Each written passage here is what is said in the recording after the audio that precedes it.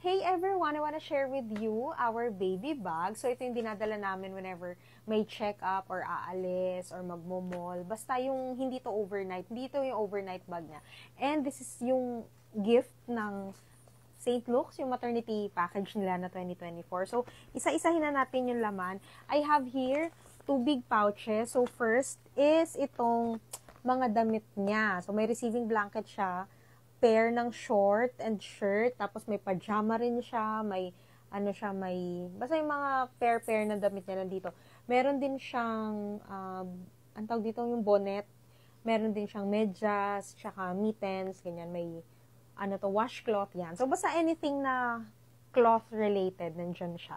Then I also have here yung pouch from Cetaphil, lahat ng mga disposables or mga consumables na yun pwede itapon yan. Nandito yun lahat. So, example is yung mga diapers niya. I have here yung Pampers na tape at pants and then tape.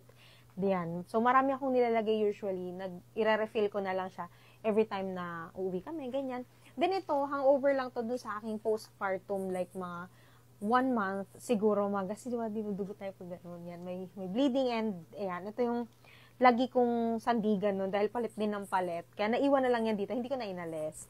And also, I have here disposable na panty. Nakilagay na ako sa bag ni Chadwick kasi nga mga disposables tong pouch na to. Kung may naririnig kayong rattle, wait lang yun, anak ko yun. Wait lang guys. Anak, wait lang.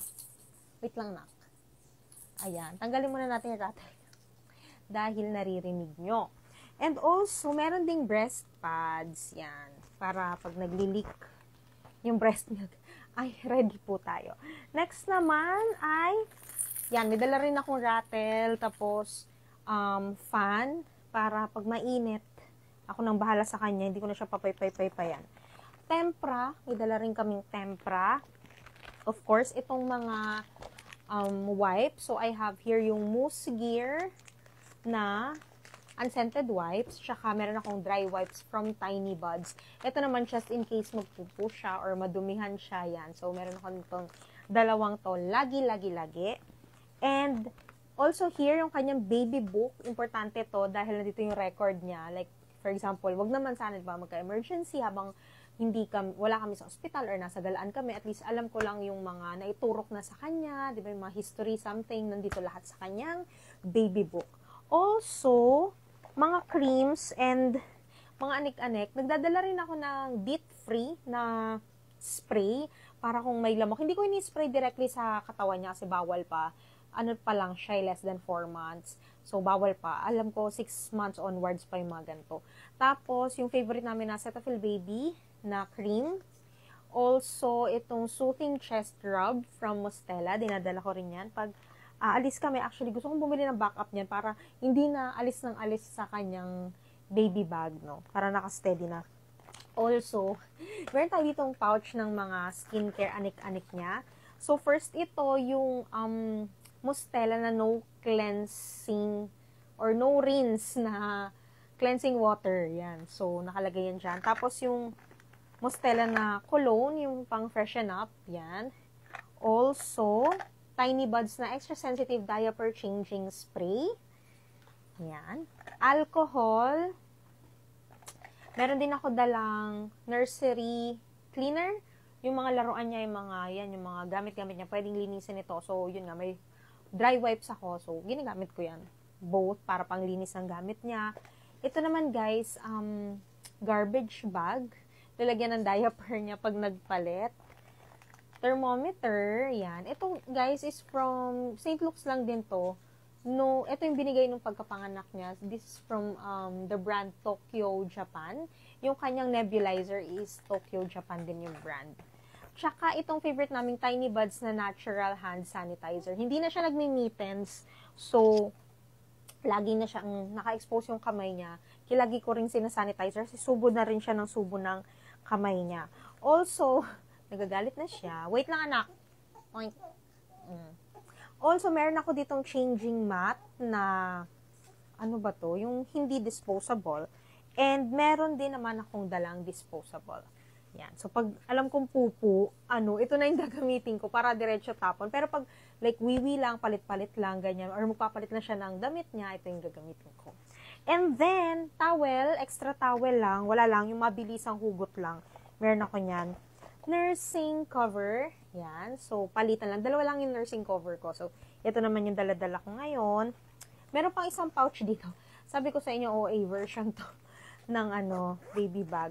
I have here, Q-tips, yung may scooper sa dulo, may pang scoop, tsaka merong rounded. Kita ba? Ayan siya. And, bulak.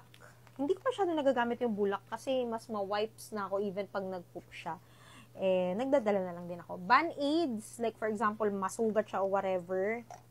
Salinase na buffered nasal solution.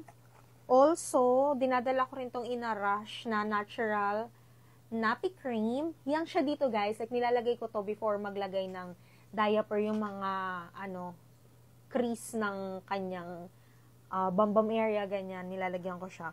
Meron din akong dalang nail cutter para sa kanya. And nail file, maliit na nail file. Pag sobrang unruly yung kuko niya na parang, ewan ko ba. Also, nakikilagay din ako yung aking St. Luke's pouch. Open natin what's inside. Powder lang. May Dior lipstick. Kasi long lasting to. And wala na akong time mag-re-apply ng makeup talaga or ng lipstick. Also, dinadala ko yung Rare Beauty ko na blush. Tsaka itong Arcadia, the Daily Lip Tint. Yan. So, yan lang. Yan lang yung makeup ko pag aalis kami. Tapos, last na part na is ito. I have here mask sa amin ni daddy niya.